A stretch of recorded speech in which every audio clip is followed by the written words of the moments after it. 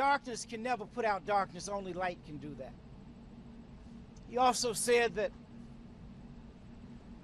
in life we must decide whether we will be thermometers or thermostats. And if you look at that analogy, thermometer is a great device, and all it does is records history. But the thermostat regulates what happens in our lives. And we must make a decision as to whether we're going to just record or help to regulate what happens in our nation, protecting and preserving democracy. My wife and I, Andrea, and our daughter, Yolanda Renee, along with my sister Bernice, this is a very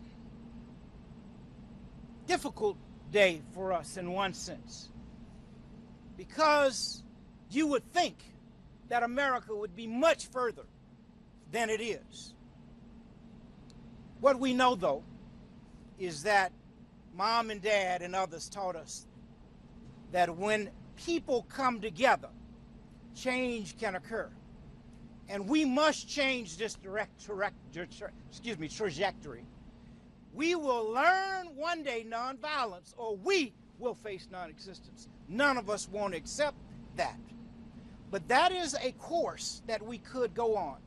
But what I know is because of young people like Yolanda and others, as I visit with young people across the nation, the young people are willing to stand up. We will never give in, we will never give out, we will never give up. We must work to realize the dream. And what can you say after that? I just want to say something that I reiterated in the meeting with the president. One of the things that my father said quite often is one of the tragedies still of human history is that the children of darkness are often more zealous and determined than the children of light. But I am hopeful because amongst this group and so many others, including those of the next generation, there's a force of vigilance that is determined to ensure that we create a just, humane, equitable, and peaceful world. And we are not going to tolerate hate. We're not going to tolerate violence. We're not going to tolerate poverty, which is an issue that we're still yet to deal with in this country. The racial wealth gap is as large, if not larger, than it was when my father called for the Poor People's Campaign in 1967. My father talked about a living wage.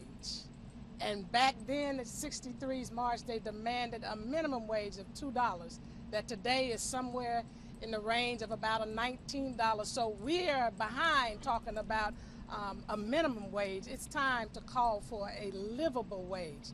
And so, as Martin said, this will not be done unless we learn to lay aside whatever divides us and work together to fight against those forces that are trying to destroy us as humanity. And we especially need to double up and prepare ourselves to fight against what I think is an even greater threat to humanity, which is AI.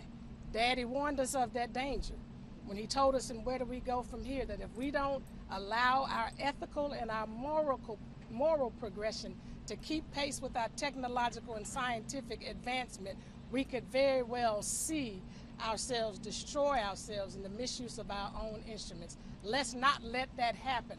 Let us rise up as one force to fight against everything that would seek to destroy us as humanity. And I think that's what was happening today in this meeting, to say to the president, thank you for the work that you and your administration are doing.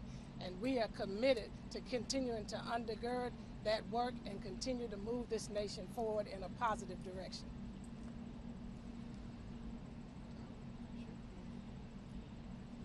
Jonathan Greenblatt of the Anti-Defamation League. This is a humbling experience to stand here alongside Martin, Santa, Andrea, Bernice, Yolanda, and all the other leaders here, because we and all of us, if you will, stand on the shoulders of giants. Those giants were Dr. King, Whitney Young, Roy Wilkins, Dorothy Height, Bayard Rustin, and Ben Epstein, the head of the ADL, who was there 60 years ago to today. And so I, as the CEO of ADL, feel that weight. But I also feel that weight because, you know, I think it was Andrea who said it, this is not a commemoration, this is a continuation. And that hate crime in Jacksonville, believe me, there is a straight line from Charleston, South Carolina, and Mother Emanuel Church, to Charlottesville, Virginia, to the Tree of Life congregation in Pittsburgh, to El Paso, Texas, to Colleyville, Texas, and now here to Jacksonville, Florida. And that straight line is the evil of white nationalism and the toxic damage that hate can do. So for me, this attack in Jacksonville, that wasn't just an attack on black Americans, it was an attack on American Jews. It was an attack on all of us, and we need to see it that way.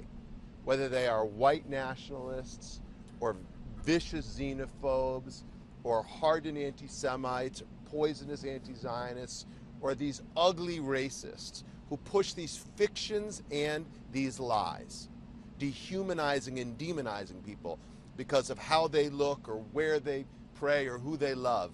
There should be no space, no tolerance. So I think our hearts go out, not just to the people of Jacksonville, and they do, and we mourn for the losses. May their memories always be a blessing. But we also need now to be accountable to Yolanda and the next generation, which is what is the action we will take. As the Rev said, we're calling for United We Stand Summit in Jacksonville to go right there and lay this out. And I will say, to build on something that Bernice said, the mechanism and the weapon so often of evil today is social media and technology. For too long, these companies have been unaccountable. It is not censorship to say you should not be able to spread lies and to demean and to threaten people online. And generative AI is going to take this to the next level. So it is long overdue for the companies. And that's how this young man was radicalized in Jacksonville, like so many before. Now is the time to get engaged, to stop this evil from spreading any further before it does more damage to our body politic. The last thing I'll just say is, here on behalf of the Jewish community, I can't thank the Biden administration enough for the national strategy to counter anti-Semitism they released in May, a first of its kind.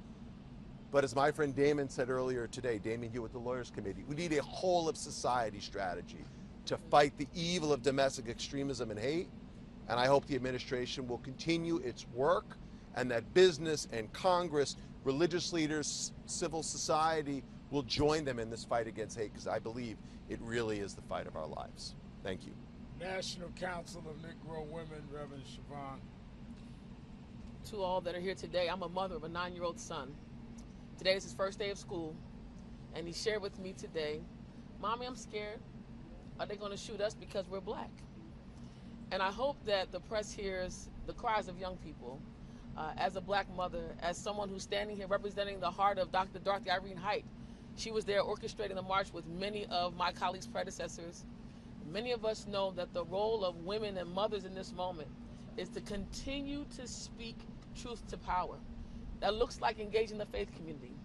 I am an ordained minister. Reverend Sharpton and I have talked about this with our colleagues and our interfaith colleagues. We understand that the road to healing starts with our understanding of what is greater than all of us. And that's a divine commitment to addressing white supremacy through healing, through alignment, through the opportunity to advance justice. But most importantly, it's about my 9-year-old son. I intend to leave an America to him that will never look at his chocolate skin as a threat, but as a champion for this country. And I close in the heart of Dr. Height saying, she'd be proud to see us standing in the rain united. She'd be proud to see us, men and women, different creeds, different geographies, different backgrounds, united around these issues. And she would call for us to get out the vote. We're nonpartisan, but we are factual about what we're seeing in this country. And we are seeing a disconnect between understanding what it means to be human and inhumane. And I hope that the press shares this story, that humanity is going to win this fight. From Drum Major Institute, Andrea Waters King.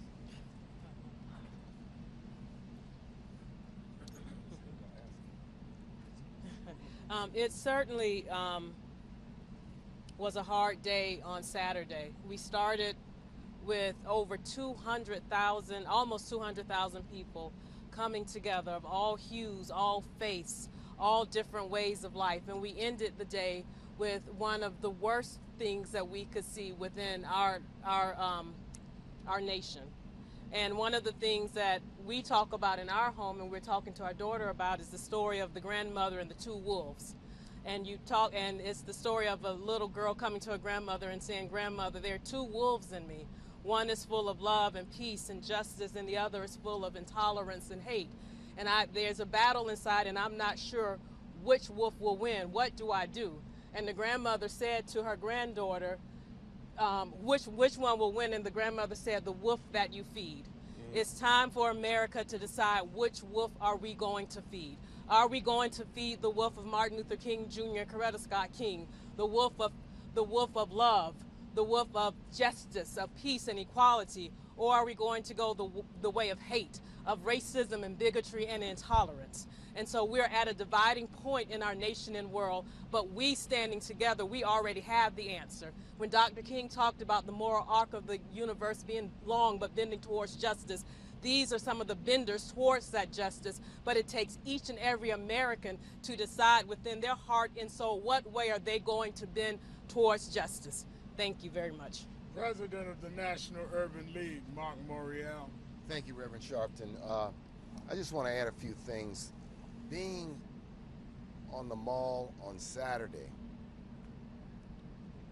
and encountering people who were marching and at a rally for the first time in their lives, and asking them, each of them to a person, and I think I asked 50 to 75 people, why are you here and why do you march? What was profound is the sense of threat that they feel in 2023 to the progress we've made and the threat from absolute hatred, white nationalism, and supremacy.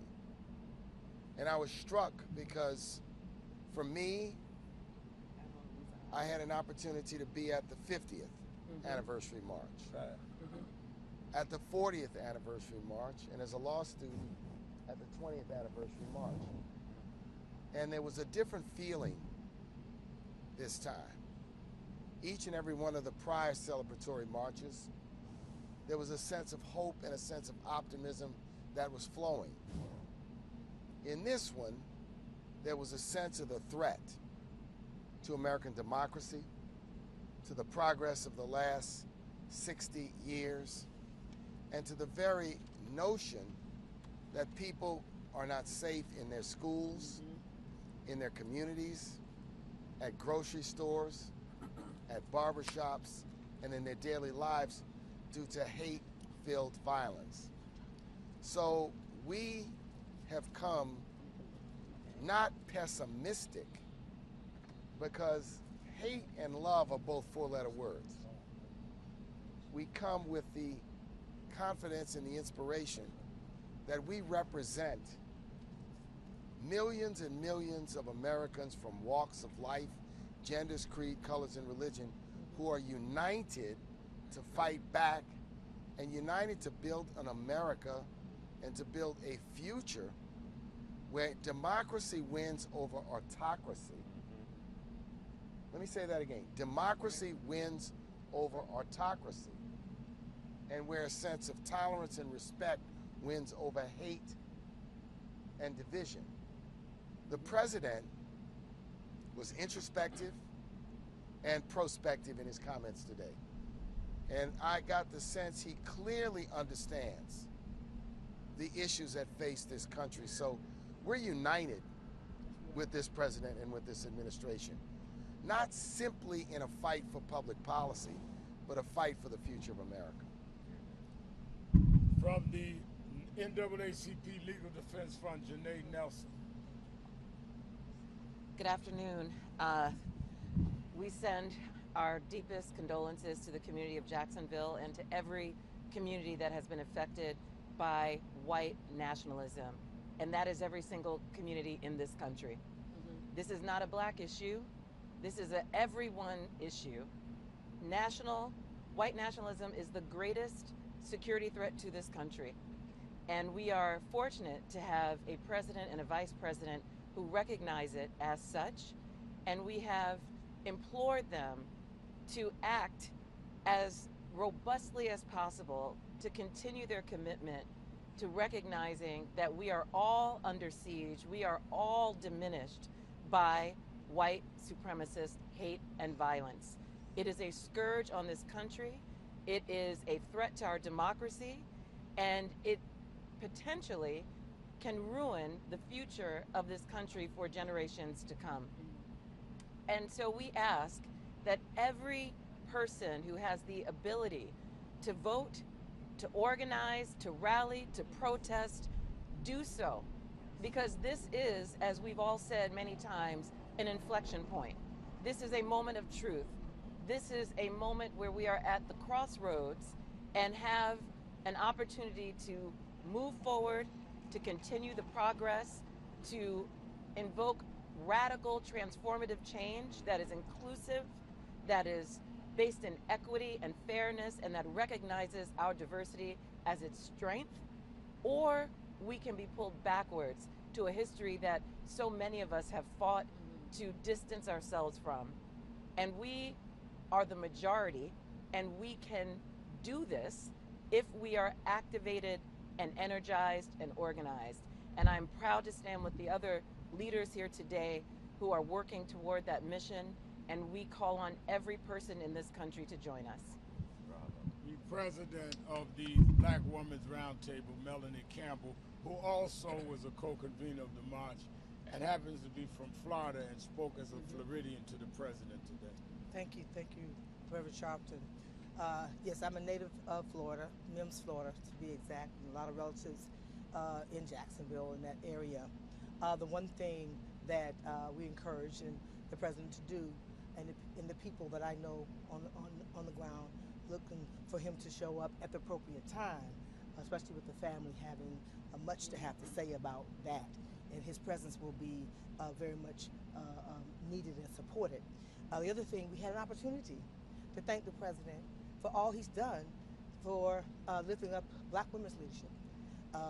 Not just as a vice president that we have, but also the judicial appointments that have been made, and also understanding as Black women that there is also an attack on Black women. As we rise, there's also this attack. And so it was a great opportunity to thank him for keeping his promises. And I concur with all of my colleagues that this election is critical and vital to which direction this country will move, forward or backwards.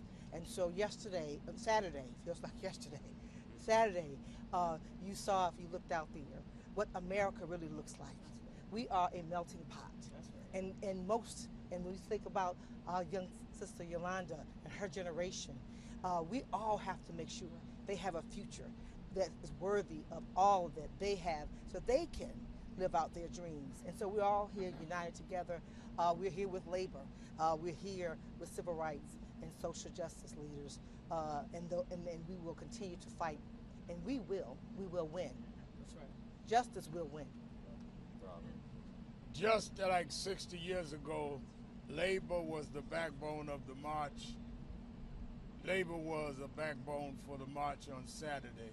Fred Redmond, the Secretary-Treasurer of the AFL-CIO, who not only spoke Saturday, they put a lot of their power and muscle behind the tens of thousands that marched Saturday and have been in the trenches with us. He didn't want to say nothing, but we insist because labor's been with us. Well, thank you, Rev, and it is an honor for me to stand here representing the 60 unions and the 14.5 million members of the AFL-CIO. And I'm here to recommit and to clarify and to make sure that people understand the historic relationship between civil rights and between labor rights, between the labor movement and the civil rights movement.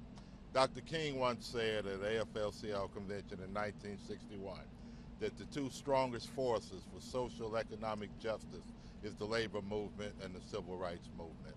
And we're committed to go to Florida with United We Stand to be full partners in that demonstration of unity that's going to take place in Florida. And Florida is the state where our school teachers are being attacked, that they're tearing up, throwing away school books. Public sector workers is on attack, and we got a community that's in peril and in pain. So the labor movement is proud to stand with the King family, to stand with Reverend Sharpton and these leaders that's here today, because this is where organized labor is supposed to be, because these are our partners, we are all together in this movement, and we just want to say that this isn't your grandfather's labor movement. This is a labor movement where we put social and economic justice in front of everything that we do. Thank you. As we did the hate summit here at the White House and now asked to do it in Jacksonville, one of the co-conveners and real partners was one of the outstanding Asian American leaders in our country who was with us for the whole meeting today, John Yang. Thank you very much. It's an honor to be here with the Kings, Reverend Sharpton, and all these wonderful groups.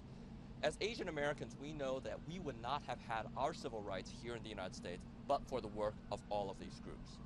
Back in 1963, when the first march happened, we were only 0.5% of this population. Now we're about 7% of this population. And so we know it is our responsibility to carry on, to continue the march, to continue to march towards justice.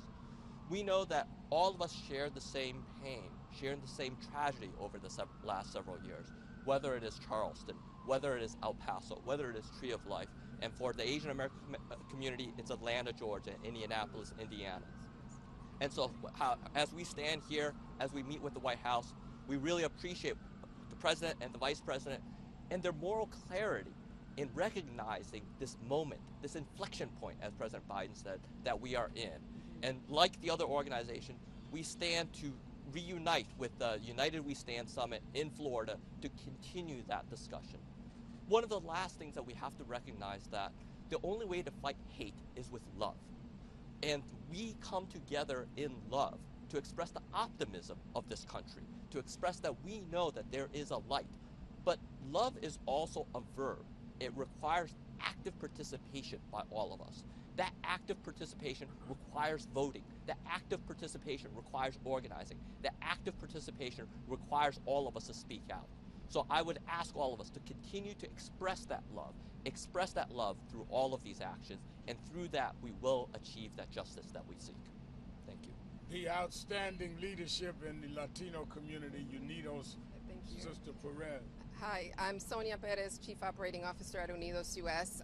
It is truly a privilege to be standing with all of these civil rights leaders and on this truly historic moment. Unidos US was born 55 years ago, so in the civil rights movement for Latinos across the country, it is very, very powerful to be part and I feel very proud and privileged to be part of this conversation. But this is about our future, it's about our democracy, it's about the kind of society we want to create, the kind of society we're creating with tolerance, with optimism, and certainly standing on people like Yolanda, who give us the example of what's possible. So I'm here to say that we stand in solidarity, that we are here to recommit to the principles of the moral clarity we heard about, the principles of tolerance, and certainly to strengthen the kind of democracy we know is possible by all of our participation. So once again, Latinos stand here as Americans and with our communities in solidarity to denounce hate and to promote the kind of society that we truly can create by the ideals of this country. Thank you. And the head of the Lawyers Committee for Civil Rights, who has been a real partner with us in this journey and in this struggle, Damon Hewitt. Thank you, Reverend Sharpton, to the King family, Jonathan, ADL, and to President Biden and Vice President Harris. We thank them for their commitment and standing with us. At the Lawyers Committee, we have sued the Oath Keepers, the Proud Boys, Patriot Front, all of these neo-white supremacist hate groups that spread the ideology that inspires people to kill us and attack us. And people ask us, if you file lawsuits, well, why do you march? Why do you do this? And we do it because we know we have to stand together. We do it because we refuse to allow black pain, brown pain, Asian pain, Jewish pain, and bloodshed to be normalized. Because even though it may feel familiar to us, it is not normal. It is not okay. We're here to say 60 years ago, when the march happened, the original march, and the Lawyers Committee was founded, we had a vision. And we now have a vision today, a vision of a future that is free of that pain. A future where we can be safe, healthy, where we can learn our own history, along with the ABCs and 1, 2, 3s, a future that we deserve. And that's what we're standing for. And that's what we're calling upon President Biden and Vice President Harris to continue doing, and to amplify their own efforts, to bring together not just the whole of government, but as Jonathan said earlier, the whole of society to be part of this mission, because there are no sides to choose. There's only one side. It is the side of righteousness and the side of justice, and that is why we stand together. Thank you. Amen. Before we take your questions, let me just say, 60 years ago, in his speech, Dr. King talked about his 4 little children, and 2 of them were with us today. 1 is deceased. The progress that we made in 60 years is 60 years later, his granddaughter was escorted around the Oval Office by the President of the United States, where he told her stories about his mother. The progress we have not made is that same granddaughter helped lead a march on Saturday while another hate crime was going on in Jacksonville, Florida. The story of Yolanda Renee King is the measure of America, how far we've come, but how far we've yet to go. Any questions? I knew you would have the first one. You just said that you asked the White House if you, well, tell them that you wanted to have another hate summit, this time in Jacksonville. Will it be under the umbrella of the White House, and will the President and Vice President be there as well as they work here? We started the hate summit with the organizations that are here. The White House didn't sponsor it. The White House hosted it upon our request. And we informed them, as the leaders of the summit that happened here, that we were going to have the summit and we were going to invite them. We certainly will meet with the people in Jacksonville. All of us have affiliates there, and work out how that will happen. But they've already been put on notice that we're announcing it, we're going, and we're inviting them. And lastly, but it will not be sponsored by the White House. This one was, the White House was our location. They were not our sponsors. are they coming? We don't have a date yet. We hope they will be there. And lastly, under this cloud of political rhetoric, to include most recently as Reverend Dr. Siobhan Arlene Bradley just said about black women being attacked. You just heard Vivek, can't say his last name. Ramaswamy, yes. Just attacked. Yes. Just attacked Ayanna Pressley, Congresswoman Ayanna Pressley. And then also hearing from ADL, one of the lawyers from the ADL, he said to me in one of the stories I did, he said, look, he said, when you start erasing or not telling the history of people, that's genocide. What do you say in this moment, and how do you attack these politicians that are doing just that, that are trying to target black women and committing genocide, if you will? Well, we attack them by voting them out of office. But what is more concerning, and we talked about this at length, is how you take the guns out of the hand of haters. So Ramaswamy is talking. You can vote against him. But what about those that have these AR-15s writing swastika on them and that are writing manifestos against blacks? That's what we talk to the White House about. And I think all of us support Ayanna Pressley to act like she is in any way like the KKK, who hung and killed us, and not address the lynching that happened in Jacksonville. Ramaswamy needs to find out what KKK were. They were not members of Congress.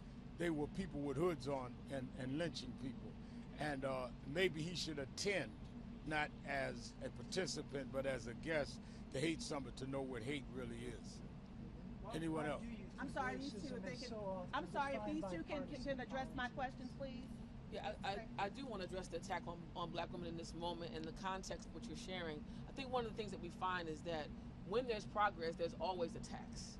When there's progress and there are attacks, that means we're getting closer to the answer.